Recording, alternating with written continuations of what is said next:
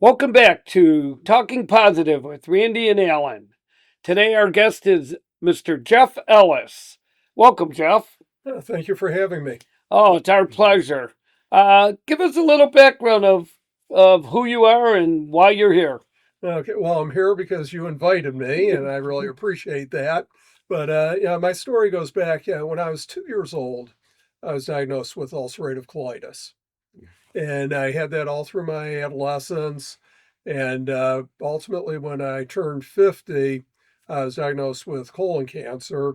Fortunately, they caught it early. Surgery ended up being a complete cure, but yeah, it was a disease I actually had to manage my entire adult life until the surgery. And yeah, I felt instead of having the disease control me, my challenge was trying to control the disease. I wanted to be in control. Let me And ask you, and saying that you were diagnosed when you were 50, were there any signs or anything that made you want to go in and get checked, or was it just routine? no, with a history of colitis, I knew I was at higher risk for developing cancer of the colon, and my doctor recommended an annual colonoscopy. And every year, right before Christmas, I would go in for my colonoscopy. And sure enough, when I was 50, they discovered a tumor and some lesions with cells in them. Now, as I recall, Jeff, you're a weightlifter and you were competing quite heavily throughout the years. Can you give us a little background on what happened before the surgery and since the surgery? Okay, well, to give you a history with my weightlifting, when I was in college, I powerlifted competitively. At Michigan State, where I went to college, it was a club sport. And actually, in 1981, I won the Michigan Intercollegiate Powerlifting Championship in my weight class. And I continued to lift weights after college, but I didn't compete. And then when I turned 50, I found out that the Michigan Senior Olympics has not only a bench press competition, but the eligibility starts at age 50. So I've been competing in the Michigan Senior Olympics since I turned 50, as well as a couple other federations, and strictly bench press. Uh, my back can't support the deadlifting and the squatting. And I've won 19 gold medals in the Michigan Senior Olympics in the bench press competition. And in August of 2022, I was the first weightlifter to be inducted into the Michigan Senior Olympic Sports Hall of Fame. Wow, that's pretty amazing. That's pretty Mhm. amazing. Um, I do want to back up just a little bit because obviously this show is about talking positive, right? But in order for us to really have our audience experience or at least get a sense of what our guest has gone through, we do like to talk about the challenges that you face. So, for someone like yourself that was an athlete, right, or is an athlete, but at that time, you know, powerlifting champion, you doing all this stuff, and to be diagnosed with cancer, like what was your mindset and what were you feeling in that moment? Yeah, well, yeah, it's kind of hard to explain what you go through emotionally when you find out you're diagnosed with cancer. And I discussed it with other people I know that have been diagnosed with cancer. And really, the hardest part is between that time period when you get the diagnosis and you ultimately find out what the treatment plan is. Because there's just so many unknowns. Yeah, how advanced is this?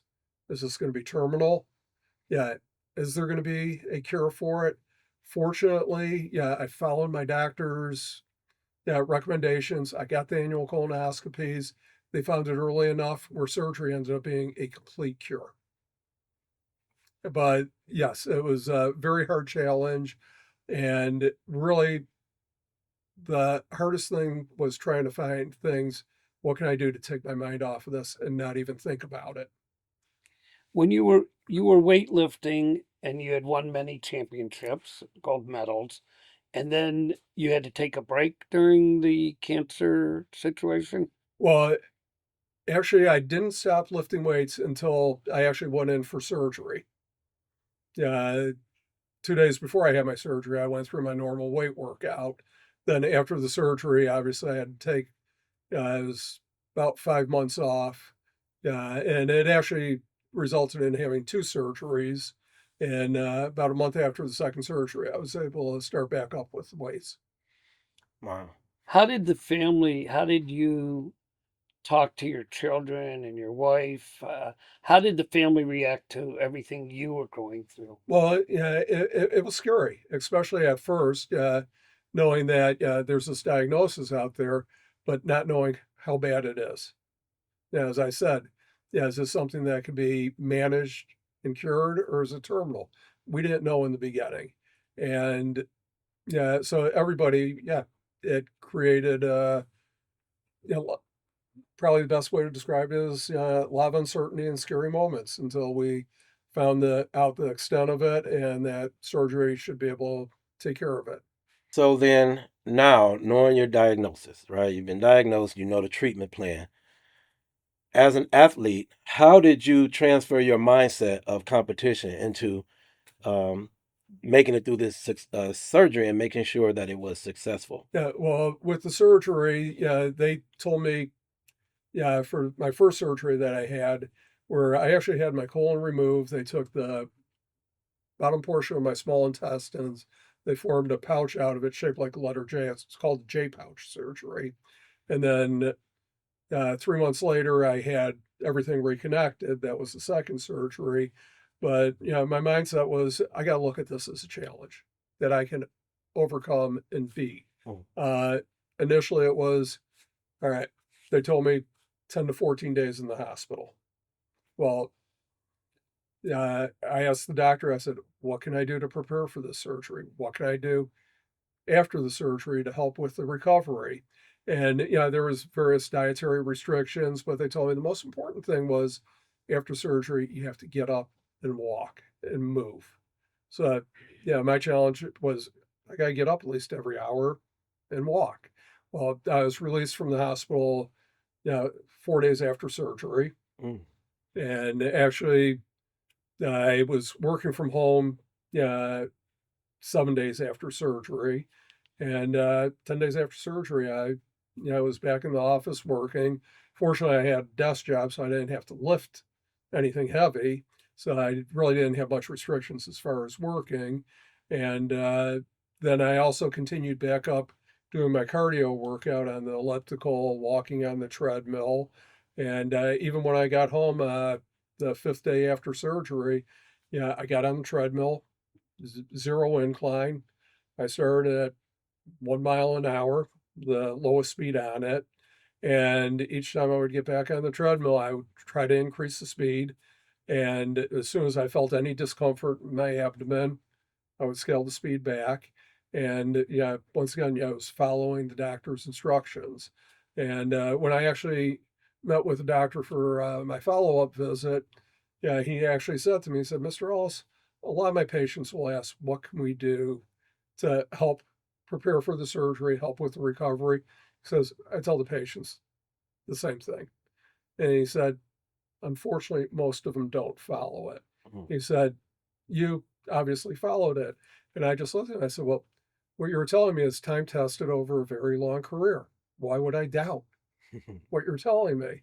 But a lot of it comes down to self motivation and priorities. And it's really developing a mindset where I can make these a priority and motivate myself to do it every day.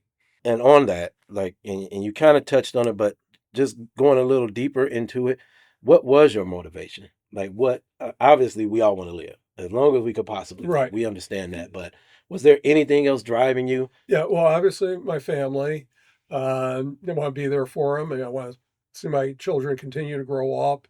Now I have two beautiful grandsons and definitely enjoy spending time with the family. But no, the motivation was to live. And really, I looked at it as a challenge where, yeah, whatever timelines the doctor set for me, I wanted to beat those. And I did what I could to beat them. And then obviously, I wanted to get back into lifting weights competitively as well.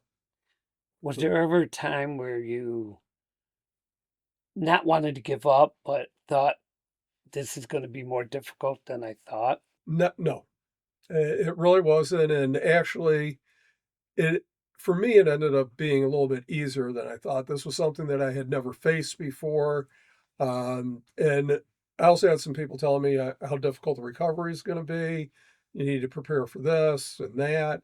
And no, it actually ended up being easier than I thought it would be. But it still was a challenge. But no, in between the surgeries, 7 days a week, I would go to the health club. I would get on the elliptical. By the time I went in for my second surgery, 3 months after the first one, I was back using the same resistance, same speed on the elliptical, same incline and miles per hour on the treadmill. So yeah, physically, I felt I was 100% when I went in for the second surgery. And with that one, they told me, yeah, 4 days in the hospital, week to 2 weeks off work. I was out of the hospital in 2 days, had the surgery on Wednesday, and drove to work on Monday. So was there like a lot of our guests um, developed sort of like a mantra, right, to stay positive and keep them going through whatever process or ordeal they're going through? Was there a certain mantra that you developed for yourself in order to be able to keep going? It's probably one I developed over the years. With weightlifting, yeah, I've been weightlifting seriously for 47 years. The most time I've taken off was because of the surgery. And then subsequently, I had two other surgeries where I had to take 3 months off each. But those were orthopedic issues, uh, somewhat caused by the weightlifting. Mhm. But no, I think over the years, I've just developed a mindset that, no, I'm going to do this. Nothing's going to get in my way. I don't miss my workouts. I watch what I eat. Pretty serious about my diet. And I think over the years, I was able to develop this mindset that allowed me to face the surgery the way I did, view it as a challenge, and make it a priority that, yeah, I do everything I can to beat the timelines that the doctor set up. And that's the way I looked at it, as a challenge. And I never really felt sorry for myself. Yes, the question does come up, why me? But there's nothing I can do about that. So it's like, all right, what can I do to control this now? You said that you spoke with people before your surgery. Has anyone reached out to you, or have you spoken with anyone that's about to go through the same process you went through?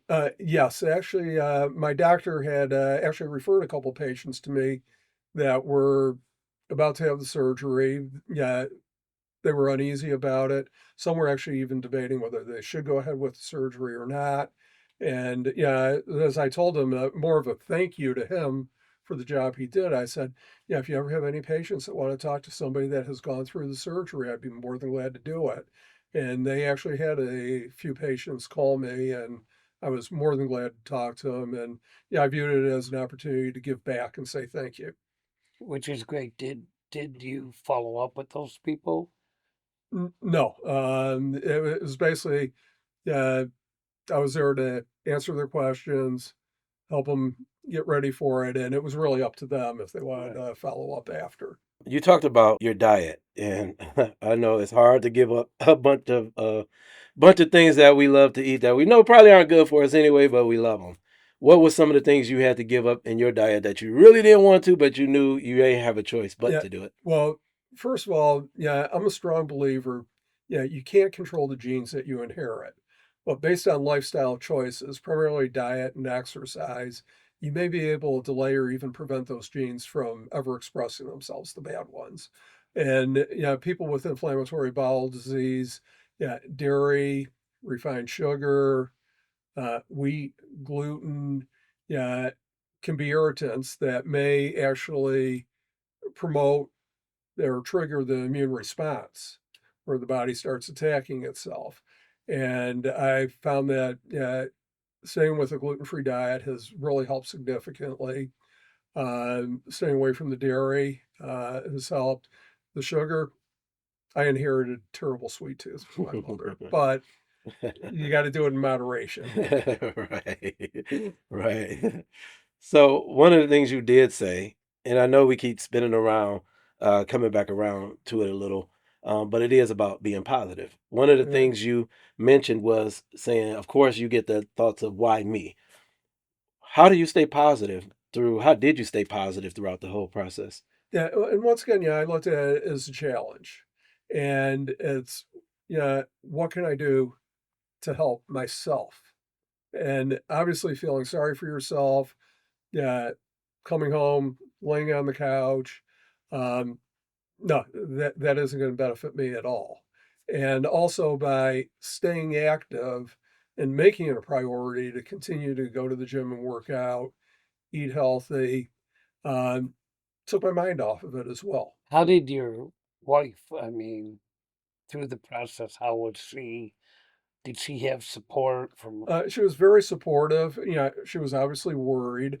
Anytime anyone goes in for surgery, they're under anesthetic. It's not a guarantee. Obviously, medical science has made significant advances. The risks aren't what they were 20, 30 years ago, Sure. but yeah, they can't give you an absolute guarantee that nothing is going to go wrong. Was she able to get a lot of support from other people while you were going Yeah, through this? fortunately, we've got a great extended family, as well as our immediate family, a great group of friends, and everyone was extremely supportive. Very much so. Anything else on like your bucket list that you want to do? And I mean, you got life by the horns now. So, is there anything that you're looking forward to doing, or you had on the list that you want to accomplish? Well, yeah, right now, my number one priority, I have two young grandsons. I just love spending time with them. So, really spending time with the family, watching the grandkids grow up. I like to travel. Uh, I'm still working. I enjoy work. Gives me something to do every day. I still work out. Have no plans to give that up, and plan on continuing with it. Let me ask on that. Your workout regimen, like what does that look like? Well, Mondays and Fridays are my days for lifting weights. Uh, Tuesdays and Thursdays, I actually took up Kung Fu 3.5 years ago. So I've been Nice. doing that. And then Wednesdays, Saturdays, Sundays, I usually do the elliptical or go biking. So I try to do something 7 days a week. Yeah, So, actually, from here, I'll probably stop off at the gym and half hour on the elliptical. any plans to fight Mike Tyson in the future? Absolutely none. As I say, the Kung Fu is a great workout, but I hope I never ever have to see if these skills really work. And one last thing for me, like what advice would you give to anybody else that might be facing a challenge as such you had to go through? Yeah, a lot of it is self motivation. And how do you get through the self motivation? You have to make things a priority. And it comes down to yeah, working out. Yeah, I will arrange my schedule so I have time every day to work out. It's that big of a priority for me. I'm a CPA during tax season. Yeah, I may leave the office at 5 o'clock, go work out, grab dinner, come back and work. And I keep that time open because I know every day this is what I need to do.